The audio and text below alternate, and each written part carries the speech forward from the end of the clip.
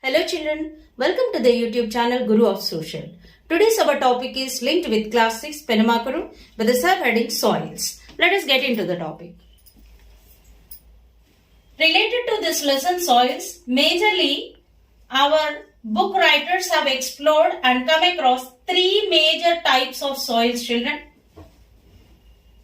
during their exploration of this village. What are those three types of soils they have come across and noticed? Let us get into one by one to be streamlined. The first one is about alluvial soils. This is the first soil type which they have come across and noticed, and the second one is clayey black soils.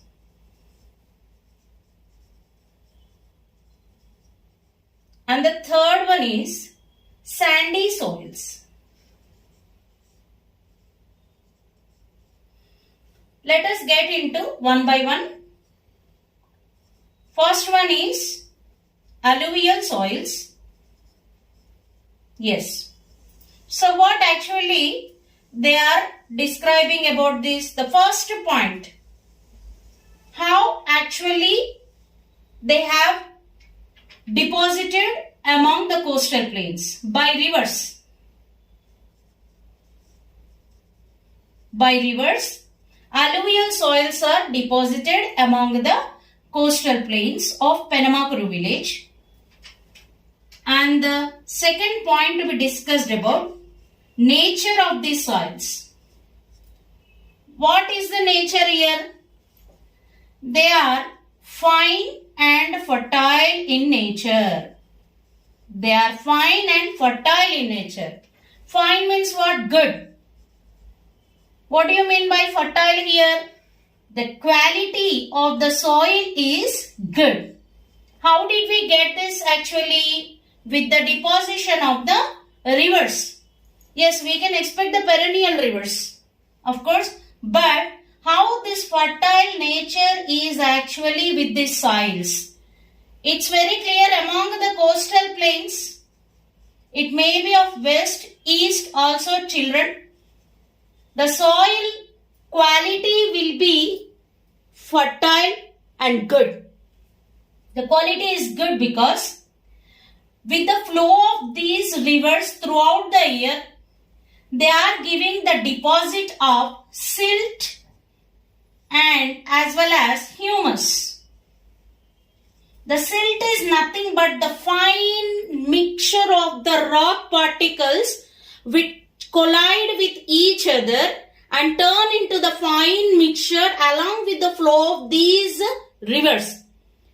Along with this silt, they are also even going to carry the humus. What do you mean by humus here? Decayed or dead particles of plants and animals. So when they get mixed up with the silt and humus, the top layer of the soil which we are observing among the coastal areas, we can find such kind of soils which are having fine and fertile nature. Such fine and fertile nature, what is the combination we are observing among these soils as they are fertile to be confirmed? Silt and humus. Silt means what? Fine.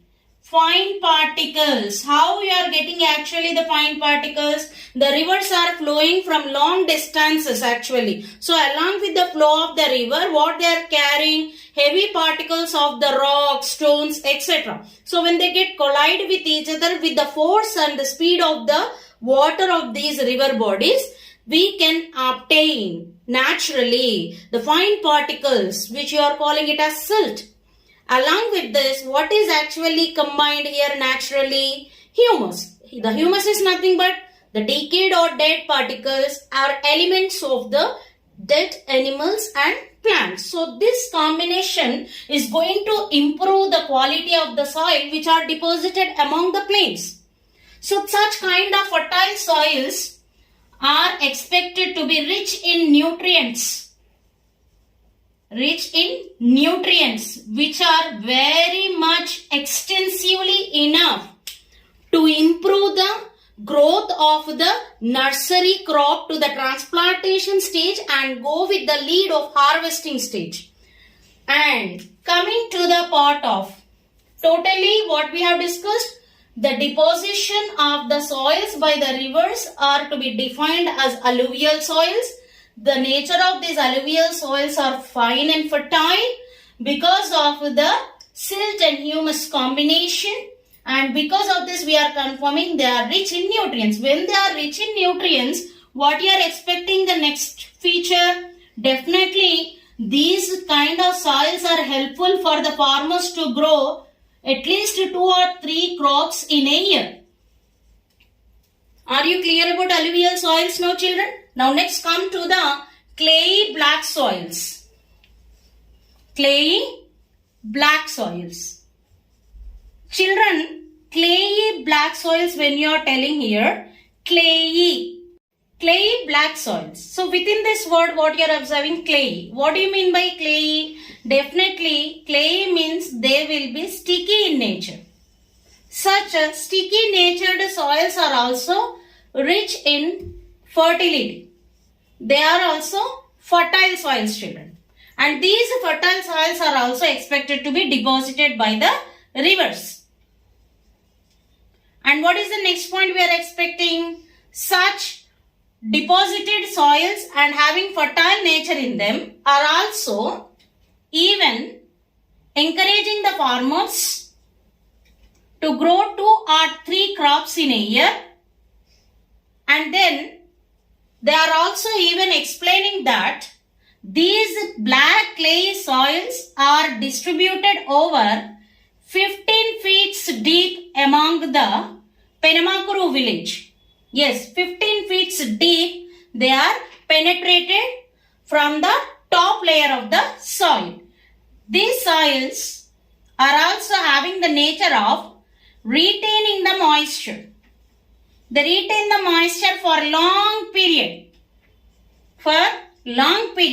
This nature is also observed and noticed among the black clay soils or clay black soils.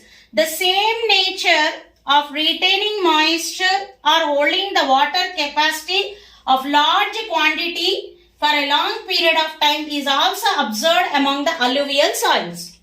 Such long period of holding water capacity which are been natured with the retained moisture fact, these soils, the black clay soils, they are even titled as self-ploughing. What is the title given for these soils? They are self-ploughing. What do you mean by self-ploughing? How they are actually describing about this title? As per the summer season, these lands are exposed to the heat and they are dried up and leads to the crack. See, the process is natural. And again, the same thing when you are observing among the rainy season. They get wet through the rains and maintaining the nature of retaining the moisture for a long period of time. So, the process what you have observed, that is during summer, as the lands are exposed to the sun's heat, they are dried up and leads to the cracks. So, everything is going naturally among the soil layers. And during rainy season, what happening? These lands are even getting wet through the rains or rainwater, and even they are being totally irrigated and they are getting wet through these rains, and confirming that the nature of retaining moisture is observed among these soils. Are you clear? Then we can go for sandy soils. What they are explaining about these sandy soils? They are not fertile, first of all. They are not fertile. We can't expect any silt, any humus to be noticed among these soils. When you are not observing or noticing the silt and humus, definitely you can't expect any fertile nature. And they don't have the nature of retaining the moisture.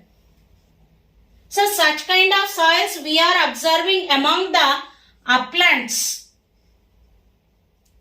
Among the uplands of Penamakuru village, where they are encouraged to grow only or go with the developing of the factor orchards. Orchards are nothing but the land which is used to grow only fruits, fruit crops.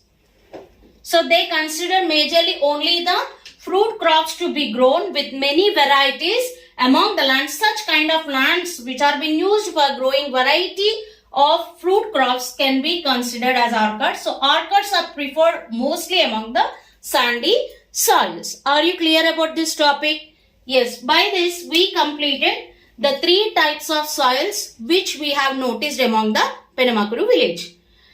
In order to get into the more information depending on the availability of these soils, what are the crops grown? Let us discuss in the next class. Thank you children. Subscribe my channel to collect more information. Thank you.